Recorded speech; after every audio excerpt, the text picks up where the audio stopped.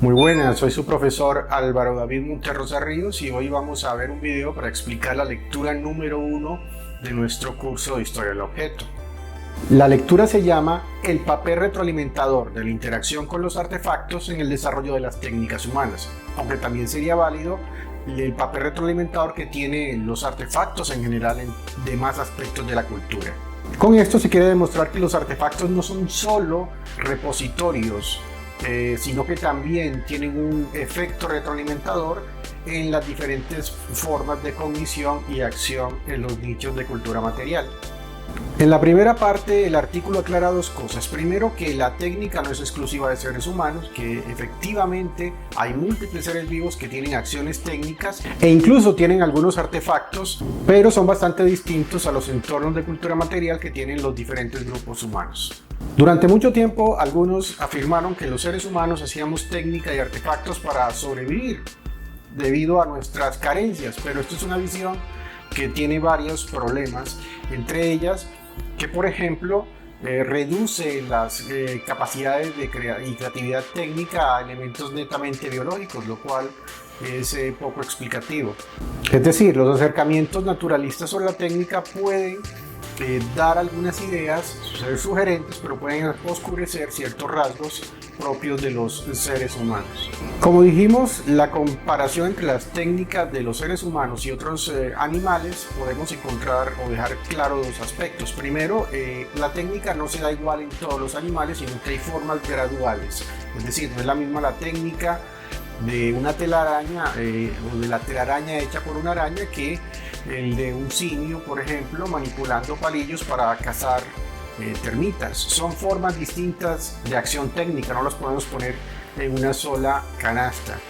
Segundo, suponemos que la acción técnica humana se diferencia de otros animales debido a la configuración de su propia mente y de cómo interactúa con el entorno. Es decir, que los seres humanos utilizamos ciertas capacidades mentales para evaluar y corregir la acción técnica, no es una acción técnica automática.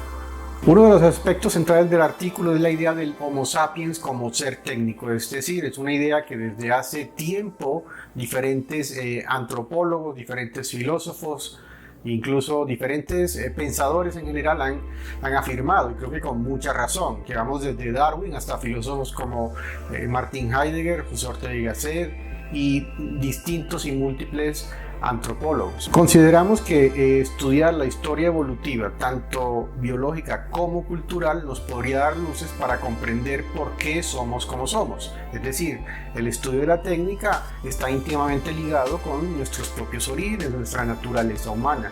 Digamos que debemos en gran parte que somos como somos debidos a la técnica. Pero esto no es una evolución definitiva, ha sido una evolución que nuestro concepto ha sido errática y algo azarosa, pero producto de los resultados de la misma evolución cultural, es decir, la creatividad técnica ha orientado, ha abierto nuevas trayectorias posibles de cómo los humanos van haciéndose, formando su identidad a lo largo de la historia. En el artículo se muestra el árbol filogenético de los homínidas, es decir, todos los parientes de los seres humanos, incluido algunos seres humanos hermanos que hemos tenido en nuestra historia evolutiva y que debido a la paleoantropología habían encontrado diversos restos. Aquí vemos, por ejemplo, de que los humanos, los que se consideran humanos, son los del género Homo. Y el género Homo puede tener varias especies. Entonces podemos decir que hay varias especies que se consideran humanas.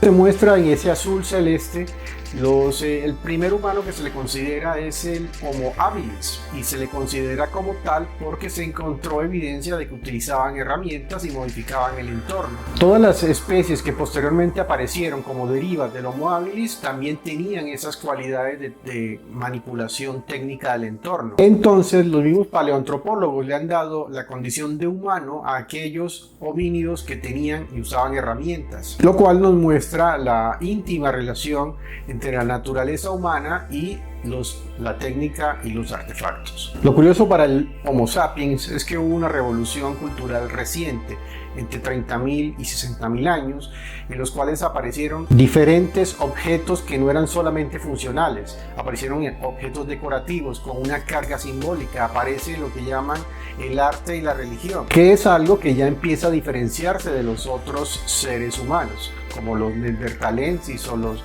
heidelbergensis. Lo que se defiende en el artículo posteriormente es que la creación técnica no es simplemente un cambio evolutivo, ¿no? Es decir, por supuesto que hay cambios netamente biológicos que suceden a nivel cerebral, a nivel mental, pero no es suficiente con ello, porque debido a la modificación de ese entorno cultural hay un efecto retroalimentador que hace que empiece a parecer tan distinto nuestra especie de las demás. Por eso se afirma en el artículo que la técnica es un rasgo biológico pero también cultural, es simultáneo.